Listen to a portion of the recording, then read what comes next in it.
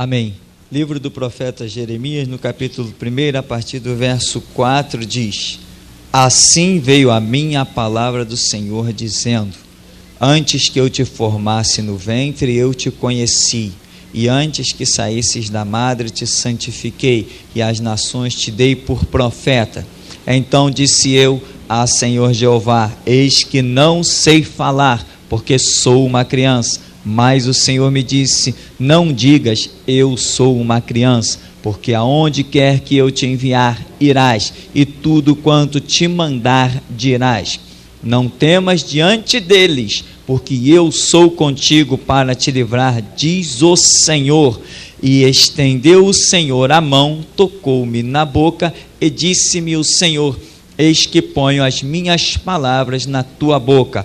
Olha, ponho-te neste dia sobre as nações, sobre os reinos, para arrancares, para derribares, para destruíres, para arruinares, também para edificares e para plantares. Amém.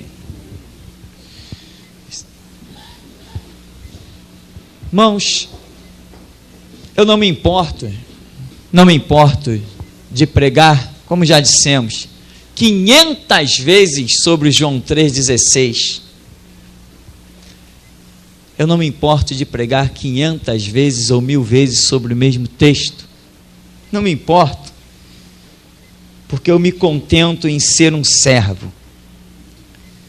Amém? Eu não quero título de doutor em divindade, não quero esse título porque eu sei que o de servo é maior. Eu não quero título de teólogo. Eu abro a minha boca e ensino o que Deus põe no meu coração e acabou a história. Se isso é teologia ou não, isso não é problema meu. Amém? O que me importa é obedecer ao meu Senhor.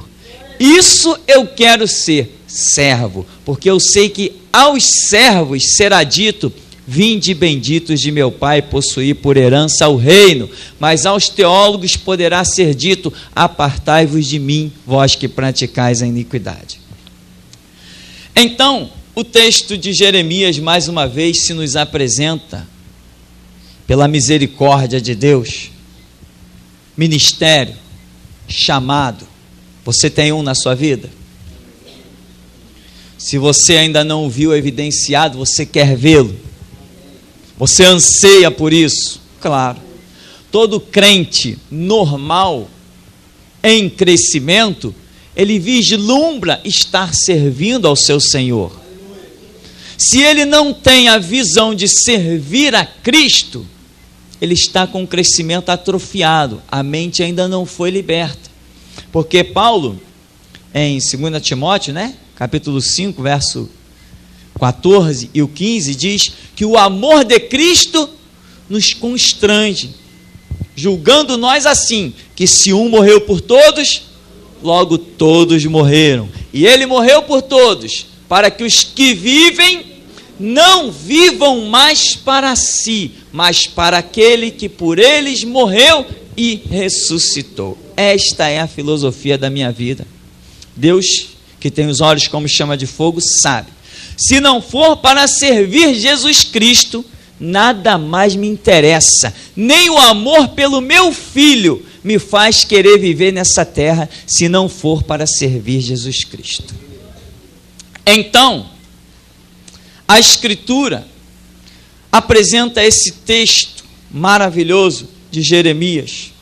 Há um chamado nas nossas vidas. E quando que esse chamado foi projetado? Exatamente como de Jeremias. Antes que te formasse no ventre, antes que fosses concebido na madre. O que é isso? É a onisciência de Deus demonstrando que para todo ser humano que nasce, ele tem um propósito glorioso de servi-lo.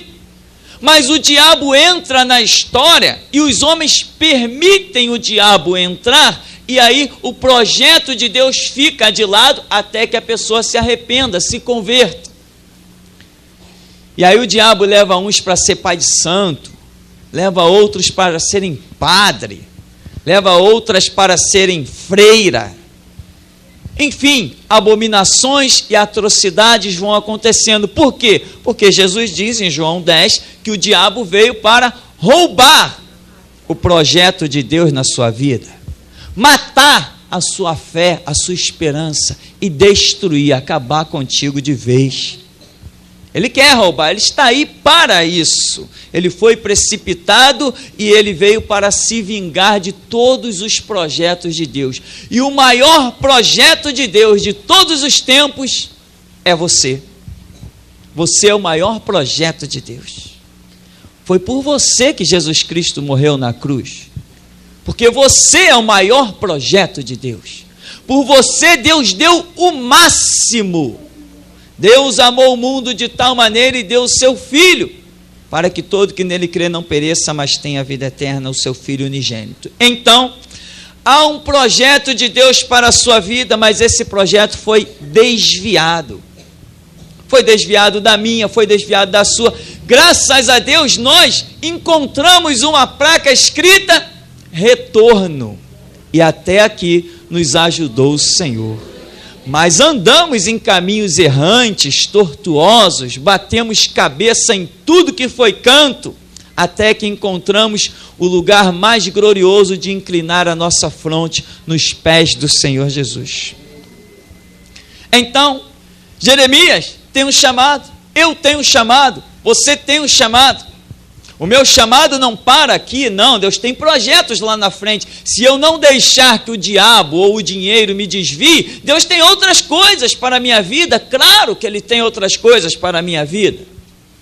Deus tem um chamado na sua vida, projetos, ideais, tem. Se você não deixar que o diabo entre na história da sua vida, se você não der brechas para ele, muitas coisas gloriosas revelar-se-ão na sua vida, que quando você olhar para trás, você vai dizer o quê? Quem diria? Quem diria que a minha vida poderia ser o que é? Quem diria que Deus pudesse fazer da minha vida o que tem feito? É o que você vai dizer, porque há um chamado de Deus na sua vida. Mas esse chamado, irmão, ele só acontece dentro da vontade de Deus. Não adianta você querer dizer para Deus o que você vai fazer para agradá-lo. Não! Eu sempre dou esse grito, não! Não adianta, o meu coração sincero, bonzinho, as minhas boas ações não vão agradar a Deus. Deus traçou as suas regras para que eu o agrade. Deus só será agradado se eu me curvar às suas regras, à sua lei.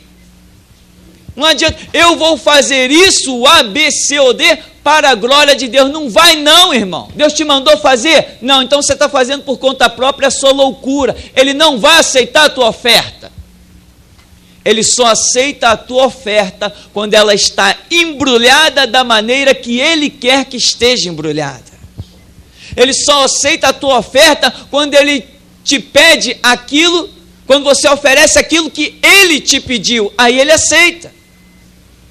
Senão se torna sacrifício de tolo, mas é sacrifício. E a Bíblia diz que tem muita gente oferecendo sacrifício de tolo. Então você tem que se enquadrar nas regras de Deus. E o que é um chamado ministerial, como nós vemos aqui na vida de Jeremias? Vamos ver também depois em Isaías capítulo 6, o chamado ministerial. Vamos ver com Ezequiel. E uma particularidade nós vemos nesse chamado ministerial de todos os homens: Moisés, Elias, Eliseu e tantos outros. Elias o chamado ministerial dele é complicado identificar o princípio, porque ele tipifica o próprio Deus, tem mistérios. Mas a gente vê, houve na vida de todos esses homens o quê? Uma revelação pessoal. Olha o verso 4 que nós lemos. Assim veio a mim a palavra do Senhor, dizendo. Veio a quem? Veio a mim. A palavra veio a mim. Aonde que Deus fala? Deus fala de muitas maneiras, usa visões, revelações, sonhos proféticos, Deus fala, mas se há um chamado na sua vida, Deus tem que falar contigo. Não adianta, se Deus não falou contigo, não adianta Ele falar com o mundo inteiro, porque o que é um chamado ministerial? Chamado ministerial é a unção, é a capacitação, é a testificação do Espírito Santo, é o abrir da sua mente, é o abrir dos seus horizontes. Quem tem um chamado ministerial enxerga mais que os outros. Pastor tem visão de pastor, ovelha tem visão de ovelha, ninguém vai mudar isso. Amém. Não adianta querer mudar isso. Às vezes tem uns jovens que vêm aí visitar a igreja e querem me questionar os pontos doutrinários. Eu rio deles, é o meu momento de divertimento. Na posição que eu estou, eu vou dar ouvidos a quem é ovelha? Jamais, meu irmão. Se eu prosperar nesse lugar, é porque eu obedeci a Deus. E se eu cair, é porque eu desobedeci a Deus, mas eu não dou ouvidos a ninguém. Acredita no que eu estou te dizendo. Eu não ouço pai, não ouço mãe, não ouço filho, eu não ouço ninguém, irmão. Sabe o que é ninguém? Ninguém influencia nesse púlpito. Só Deus. Se eu estou de pé, é porque eu tenho sido obediente a Deus. Se amanhã eu cair, é porque eu fui rebelde. Mas eu jamais terei ninguém para culpar pelos meus erros ou pela minha queda, porque eu não ouço ninguém. Veio a palavra do Senhor a Jeremias, acabou a história. Ministério é isso, irmão, é revelação pessoal. Você vai ver todos esses profetas que eu já citei, e todo mais, por exemplo, Gideão teve um chamado ministerial, foi lá, face a face, manifestou-se o anjo do Senhor a Gideão e disse: vai nessa tua força, varão valoroso, o Senhor é contigo.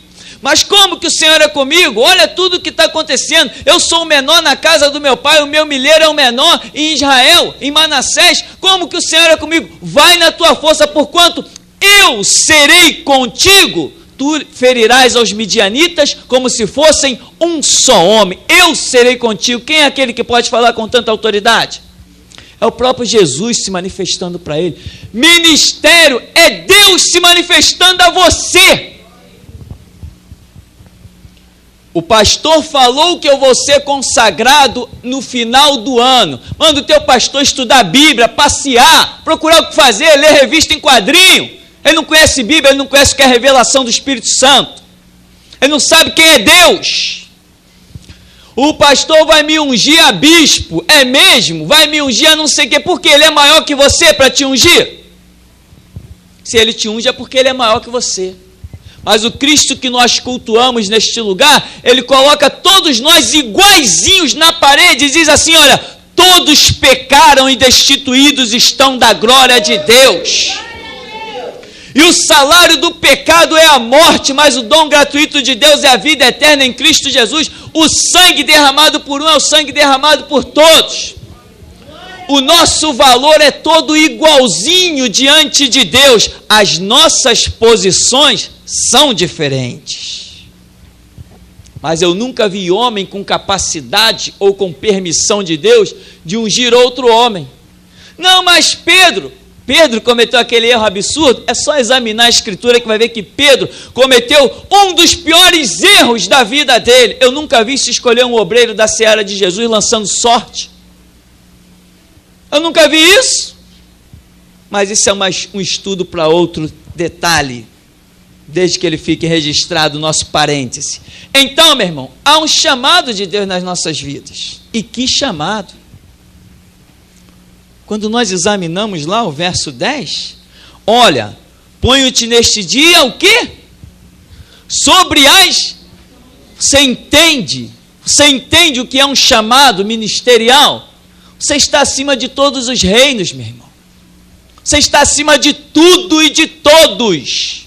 O teu Deus te faz promessa de 1000 cair ao teu lado, 10.000 à tua direita. O sol não te molesta de dia, nem a lua de noite. A terra treme, os mares rugem, se perturbem, as nações se esbravejam, mas o Senhor é Deus na tua vida e acabou a história.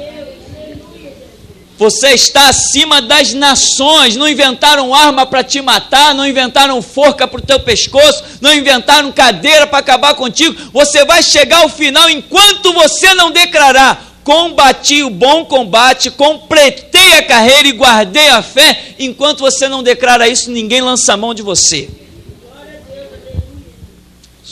É assim que a Escritura nos mostra na vida de todos os homens. Então, ele te pôs sobre as nações e sobre os reinos, para arrancar com raiz e tudo, irmão. Ele pôs para derribar, para destruir, para arruinar e também para edificar e para plantar. O chamado é completo. Nessa vida, meu irmão, nessa caminhada, nesse chamado ministerial que existe na sua vida, você tem que começar certo.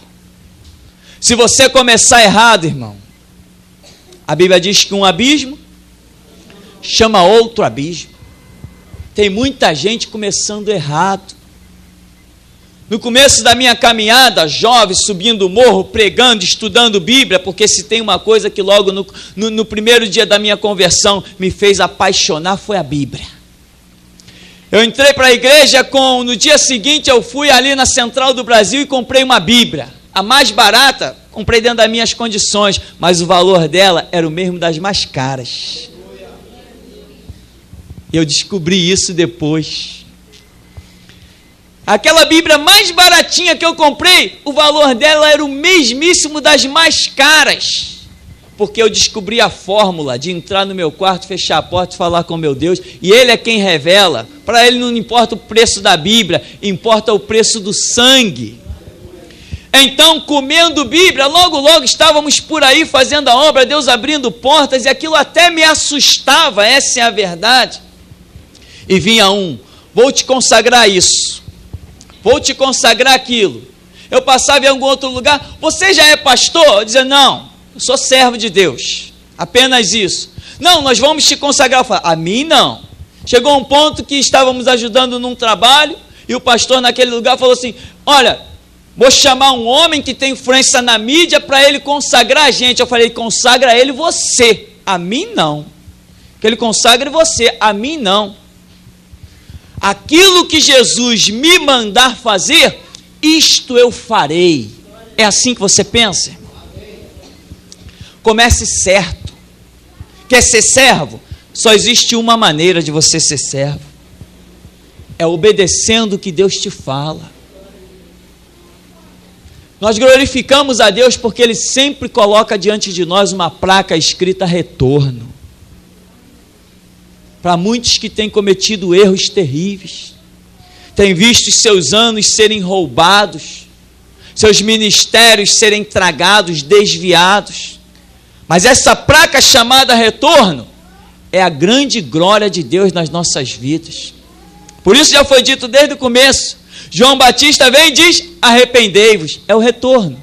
Aí vem Jesus e confirma, arrependei-vos, é o retorno. É a glória de Deus nas nossas vidas. Quando cometemos os nossos erros, se reconhecermos, e foi dito algo aqui que me fez estremecer, os degraus. O que são os degraus? É você ter uma caminhada certa. E como foi dito, quando você está num degrau que olha para trás, não existe mais degrau. Se você voltar num degrau pelo qual você já passou, isso significa queda. Os degraus, o que são eles? Para que você alcance o ministério. Deus vai trabalhar na sua vida. Deus vai te apertar.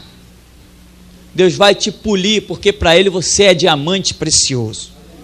Ele vai aparar as suas arestas. Enquanto você não estiver realmente, meu irmão, lapidado, brilhante, você não tem um ministério. Você está em processo. Claro que esse processo para. Não, esse processo não para nunca. Nós é que fazemos ele parar. Mas o projeto de Deus nas nossas vidas não para. Enquanto estamos nessa terra, Ele está contando conosco poderosamente. Comece certo. Primeiro passo que você tem que dar, meu irmão, é examinar a Escritura, porque você cuida ter nela a vida eterna. Se você quer servir a Cristo, como é que você pode servir a Cristo sem ter conhecimento da palavra dele? Atos 1,8 diz, recebereis a virtude do Espírito Santo, sereis minhas. Quem testemunha, testemunha de quê? Se não for da palavra, vai testemunhar de quê? Vai sair por aí testemunhando que Jesus te curou? Existe na Bíblia um testemunho maior que o teu, de um homem ressuscitado com 4 dias de morto. Isso não é o bastante para converter as pessoas. Existe na Bíblia um testemunho de que Jesus parou um enterro na cidade de Naim, fez um defunto, filho de uma mulher, levantar daquele caixão, e nem isso não está fazendo ninguém se converter por isso. Quando souberam que Lázaro tinha sido ressuscitado com 4 dias de morto, os homens projetaram matar Jesus e matar Lázaro. Aquilo não foi fonte de conversão.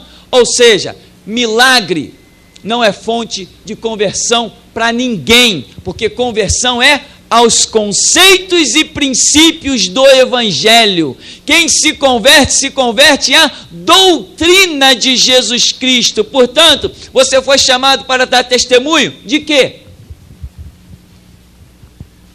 Da doutrina de Cristo, dos conceitos do Evangelho, dos projetos de Deus para a humanidade, para a vida de cada um individualmente. Por isso, você quer receber a virtude do Espírito Santo? Para quê? Só se for para ser testemunha. Mas como é que você vai receber a virtude do Espírito Santo se você não tem condição de testemunhar? Você precisa ter o conhecimento, aí Deus derramará sobre você a virtude do Espírito Santo para que você seja testemunha. A promessa, quando Jesus faz em Atos 1:8, Lucas 24:49, foi para aqueles que tinham recebido durante 3 anos a sua doutrina. Ele ressuscitou e disse: ficai em Jerusalém, até que do alto sejais revestidos de poder. Mas isso foi dito para quem? Para aqueles que já haviam recebido a sua palavra, a sua doutrina. Depois ele diz: aí então, ide por todo o mundo, pregai o evangelho a toda a criatura, porque os sinais seguirão aqueles que creem. Comece certo, irmão. Comece com o projeto de Deus na sua vida, não com o projeto dos homens. Tem projeto de homens na sua vida? Risca eles hoje. Pede para Deus cancelar os projetos dos homens e edificar o projeto dele na sua vida. Há um chamado na sua vida, mas você não foi chamado para pregar o que os homens querem que você pregue. Paulo diz que se cuidasse ainda agradar os homens, não seria servo de Cristo. Você não foi chamado para agradar os homens. Não é esse o chamado de Deus na sua vida. Jesus Cristo não morreu na cruz, não derramou o seu sangue para agora você ser um bonzinho para os homens. Jesus não foi bonzinho para ninguém. Lê Mateus 23 que você vai ver. Lê ele dizendo para os homens: hipócritas, por que me tentais? Vê ele entrando naquele templo e descendo o chicote dizendo: a minha casa será chamada casa de oração, mas vós a tendes transformado em covil de salteadores. Ele não agradou, ele não estava preocupado em agradar. Existe um chamado de Deus na sua vida? Você está agradando a todo mundo? Então não tem chamado nenhum, irmão. Não se iluda. Pai, eu lhes dei a sua palavra e o mundo os odiou. Amém? Porquanto eu não sou deste mundo e eles também não são. Irmão, teus amigos, teus irmãos são aqueles que também são remidos e lavados pelo sangue de Jesus Cristo. Esta é a igreja, um povo unido no mesmo sangue, submisso ao mesmo pastor. Degraus é o que você precisa entender, conhecer. O chamado ministerial na sua vida, ele acontece e ele se desenvolve. O que eu prego hoje não é o que eu pregava no começo da minha conversão, longe disso. O que eu prego hoje não é o que eu pregava há 7 anos atrás, longe disso. O que eu prego hoje não é o que eu pregava há 3 meses atrás, porque recentemente a dispensação do nosso ministério mudou. O que acontece com o chamado ministerial? Ele toma novos rumos, novas direções, ele tem um crescimento. Quando Deus vê que pode contar contigo em alguma coisa, ele te apresenta um novo degrau. E tem mais, quando você põe os pés nesse degrau que Deus te apresenta, você não tem o direito de voltar atrás.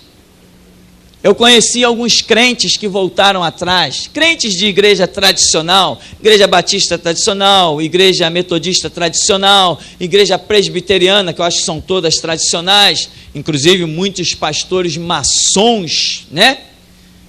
Ele pode ser maçom, pastor ele não é. O que mais tem por aí em certas denominações é isso, pastor maçom, né?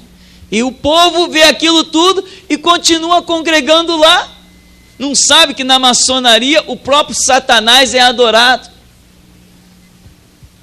É uma coisa impressionante. Então eu conheci muitos crentes tradicionais. O que é o crente tradicional? Deixa eu explicar. O crente tradicional é aquele que diz assim: Jesus não cura mais, porque hoje existem os médicos. Não existe falar língua estranha, isso é coisa da cabeça das pessoas. Possessão demoníaca não existe mais. Quando alguém passa mal lá dentro da igreja, eles pegam, dão água com açúcar, diz que a pessoa está querendo aparecer. É assim que eles fazem. Isso é o crente tradicional. Então ele vai, ele conhece a obra de renovação.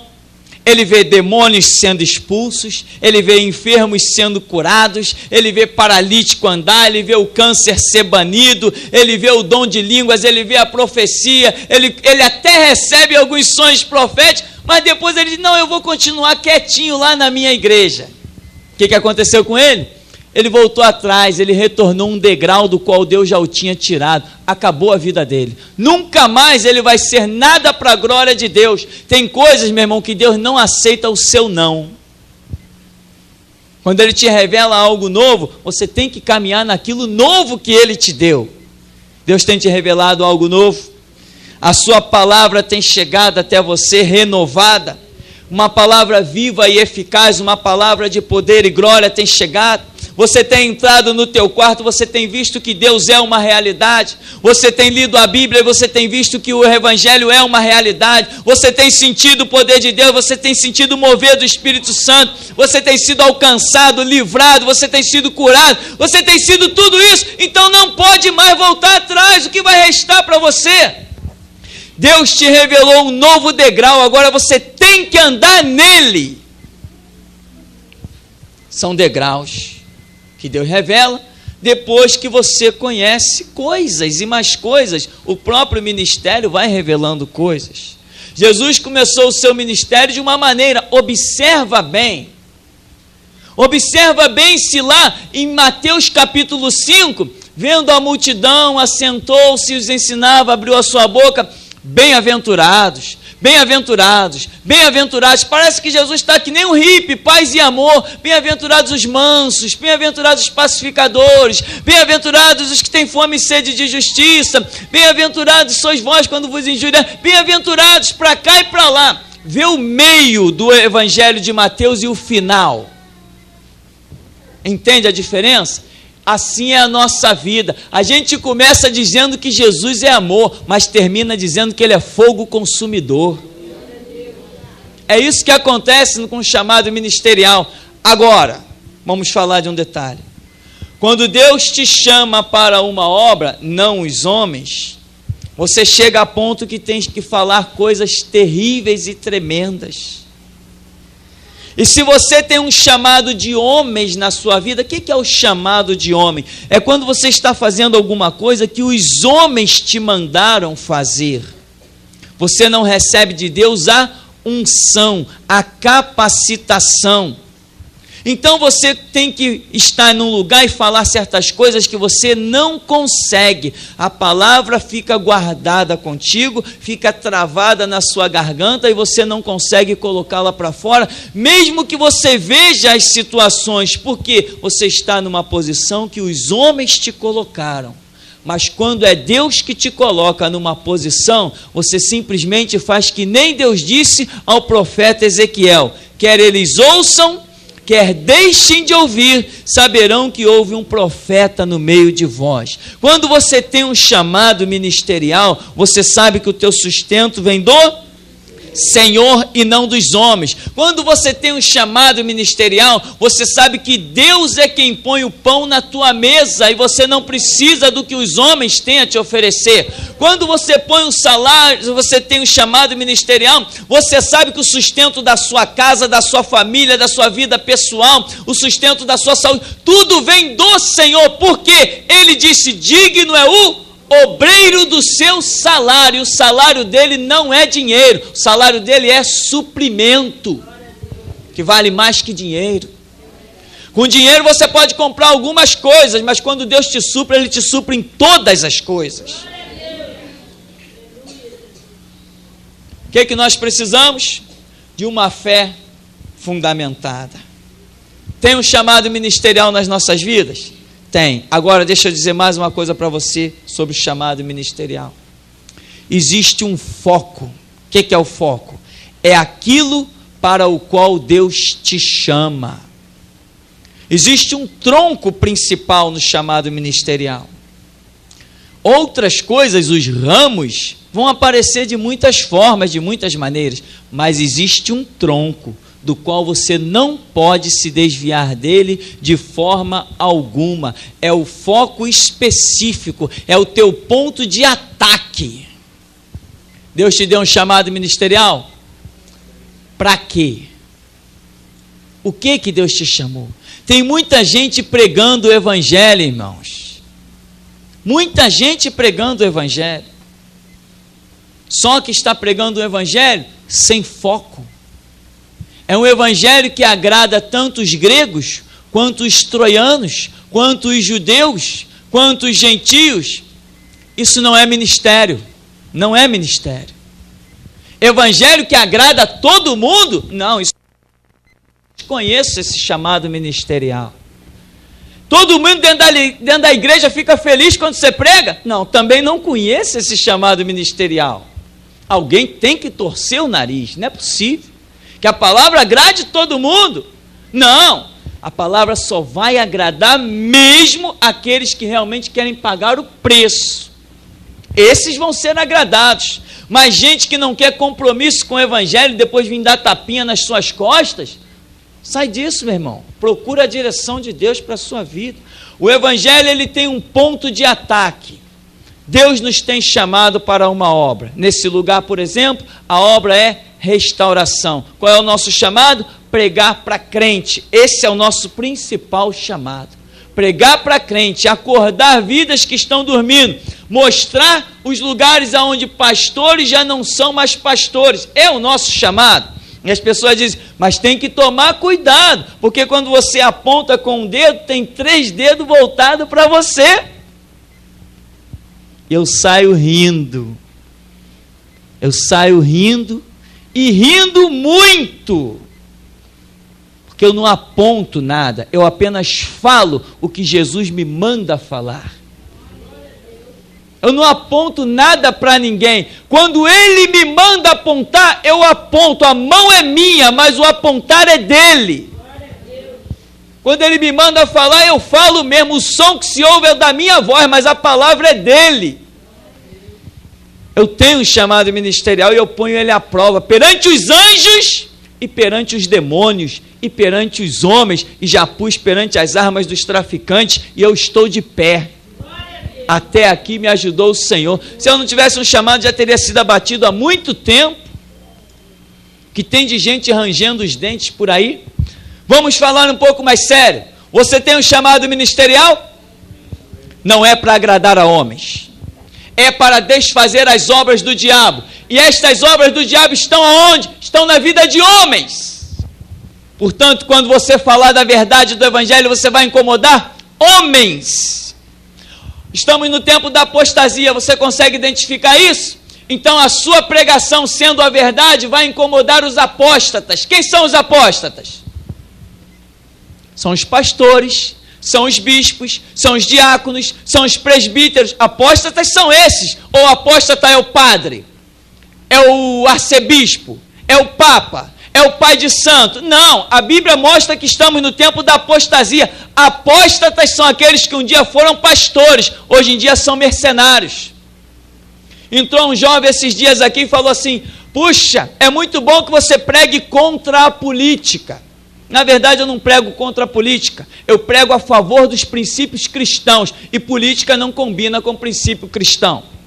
E ele falou, é muito bom que você pregue, porque eu fui na cidade tal, eu fui na outra cidade, eu fui na outra cidade. Em toda cidade na qual eu fui, em cada igreja que eu visitei, tinha um político atrás do púlpito. Aliás, que eu estava assistindo a fita de um congresso, um tal de CIMEB,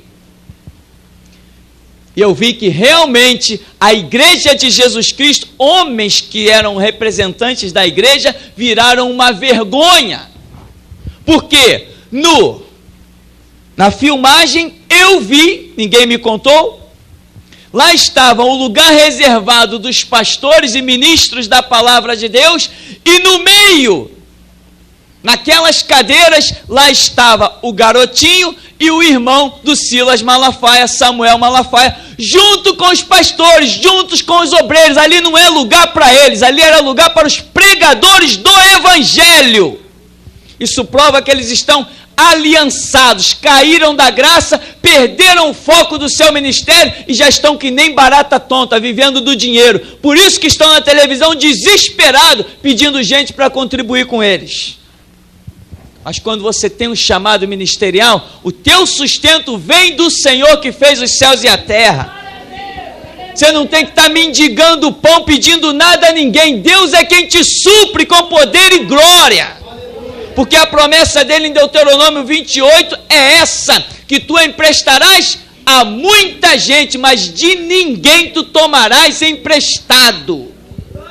Quem tem ministério não pede nada a ninguém. Quem tem ministério não mendiga o pão. Quem tem ministério aguenta firme a prova, a tentação. Os anjos descem e colocam a mesa perante ele, na presença dos seus inimigos. Quem tem ministério não precisa de nada de ninguém. É sustentado pelo próprio Deus. Você tem um ministério? Nessa noite você vai sair com a marca para ter um. Você vai sair com a marca para ter um. Você não foi chamado para agradar a homens, nem para respeitar quem tem carteirinha. O chamado de Deus acontece, como diz o verso 4. Veio a mim a palavra do Senhor, ela é soberana. Ela salta pela cabeça de todo mundo e chega no teu coração. Ninguém detém ela, ninguém impede, ela tem o seu alvo certo. A palavra do Senhor chegou até você. Pague o preço, coma dela, como Deus te dá o livro para Jeremias, deu para Isaías, deu para Ezequiel, ele dá o livro para você também. Come, ele vai ser amargo no teu ventre, embora ele seja doce nos teus lábios. Coma, tem que digerir. E aqui, irmão, quando alguns perdem o foco, só lhes resta ficar por aí, batendo cabeça. Mas se você tem um chamado, tem também a capacitação de Deus na sua vida. Quando você tem um chamado, você não fica perdido no ministério. Certa vez eu participava de uma igreja e foi um pastor lá perguntar ao outro: olha, eu já preguei tudo sobre a Bíblia, de Gênesis a Apocalipse, eu já preguei tudo. Eu não sei mais o que pregar. Eu estou no ministério há não sei quantos anos e eu não tenho mais o que pregar. Eu estou confuso. E o pastor virou para ele e falou assim: irmão, pregue a Bíblia. Mas como pregar a Bíblia? Se Deus lhe arrancou a graça. Quem não tem a graça, a Bíblia é um livro fechado com 7 cadeados. Irmão. São 66 livros. Você abre e não consegue ler nada. Porque você lê com a sua mente, com os seus olhos, mas seu espírito não recebe nada.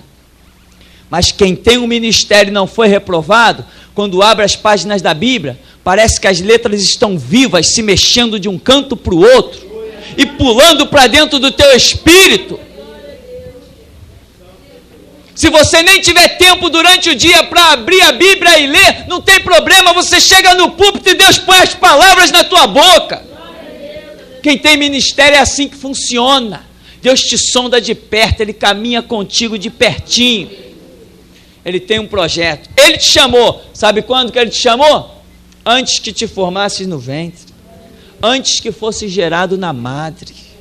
Agora, Deus não chama covardes. Esse é uma das frases que eu tenho colocado nas fitas, nas etiquetas do nosso CD.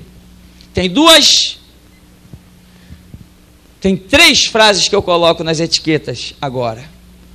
A primeira, Deus não conta com covarde. A segunda, livre reprodução.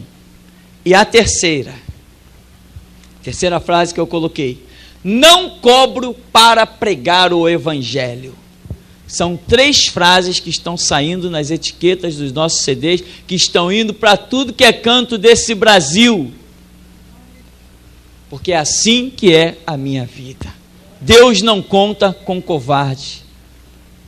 Quando Deus chamou-nos a este ministério, começou a mover um ministério nas nossas vidas, eu estava num local de trabalho, onde sobrava um tempinho, eu estava ali lendo um Novo Testamento que eu comprei especialmente para levar para o trabalho, porque eu tinha um tempo ocioso e eu queria estar ali fazendo alguma coisa, e o mais precioso que eu vi que poderia fazer era ler a Bíblia.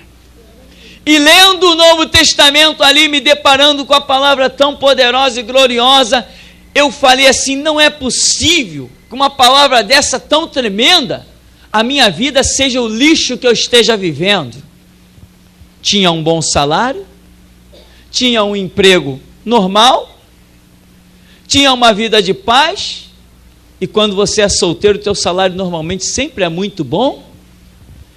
E de repente eu me indignei com aquilo, irmãos, e eu fechei o Novo Testamento com ira, bati na mesa e falei assim, Senhor, eu não aceito mais isso, eu quero ser um homem de Deus. Você sabe o que é ouvir a voz do Espírito Santo? Eu ouvi Ele falar assim comigo, para ser um homem de Deus, tem que ser provado. E Ele calou-se, como se fosse uma pessoa do meu lado, quando se cala esperando a resposta, e o tempo qual Ele me deu foi 1 segundo, no mundo espiritual, e eu falei assim, Senhor, eu aceito ser provado, mas eu quero ser um homem de Deus. Passou na minha frente assim o filme de Daniel na cova dos leões, Sadraque, Mesaque, Abednego na fornalha, e Ele me deu aquele tempo, e eu disse assim, eu aceito. 1 mês depois eu era demitido. Amém? Até aqui nos ajudou o Senhor. Tinha dias, irmão, presta atenção que é um chamado ministerial, tem gente que está pulando os degraus, não vai a canto nenhum. Vem cá que eu vou te consagrar, é sombra e água fresca. Mas quando Deus traça para você chegar lá é diferente. Eu dizia para Deus, os momentos da minha vida foram terríveis, eu dizia, Senhor, eu posso sair daqui e morar debaixo de um viaduto, mas eu vou contigo. Tinha dia que eu chegava em casa e eu não dormia, eu desmaiava. Tinha dias que eu tinha vontade de sentar no meio-fio e chorar todas as lágrimas. Porque Deus não dá nada de graça não, isso é conversa fiada. Ele prova, Ele lapida, Ele te quebra, Ele dá marretada no vaso, enquanto não ficar caquinho do jeito que Ele quer, Ele não te dá nada, irmão. Mas tem muita gente por aí, filhinhos de papai, amigo do pastor, faz um cursinho de teologia que eu te consagro. Passou os níveis, passou os degraus, lá na frente vai apanhar feio, e sabe pior? Vai ter que pegar a placa, escrita retorno. Você quer a verdade? Só existe 2 caminhos. Examinar a escritura, entrar no teu quarto, fechar a tua porta e falar com teu pai. Quando Deus, certa vez eu fui numa igreja, num trabalho pela manhã, que o pessoal costuma chamar de santificação, consagração, essas coisas assim, e um profeta chegou perto de mim, e naquele dia foi interessante. Eu estava com uma chave de carro pendurada na cintura, e um celular pendurado no outro lado. Só aparência, não tinha nada. Tinha aquilo ali, mas não tinha mais nada. E o profeta chegou perto de mim e falou assim, me olhou da cabeça aos pés e falou assim: olha, você está aí com essa chave de carro, você está aí com esse celular do lado, mas você não tem nada. E assim manda te dizer o Senhor, é aí mesmo que eu te quero, dentro desta fornalha, fica firme, porque eu farei uma grande obra na tua vida. Fica firme, porque não vai te faltar nada, nem dentro desta fornalha. Irmão, padecemos, mas chegou uma hora que mesmo dentro da fornalha, nós estávamos comendo aquilo que o nosso dinheiro nunca pôde comprar. Você sabe o que é um chamado ministerial? Agora, eu poderia ter aceitado alguns convites que eu tive. Batistas queriam me consagrar, Assembleia queria me consagrar, Universal, essa praga que tem aí, queria me consagrar, recebi convite de lá também. Nova Vida quis me consagrar, era eu abrir a boca, todo mundo queria me consagrar, e eu dizia: não, o que Deus me mandar, isso eu farei. Você viu o chamado de Jeremias? Jeremias, aonde eu te enviar, irás. O que eu te mandar, dirás, falarás. Isto é chamado ministerial. Amém. Senhor, nos abençoe em nome de Jesus.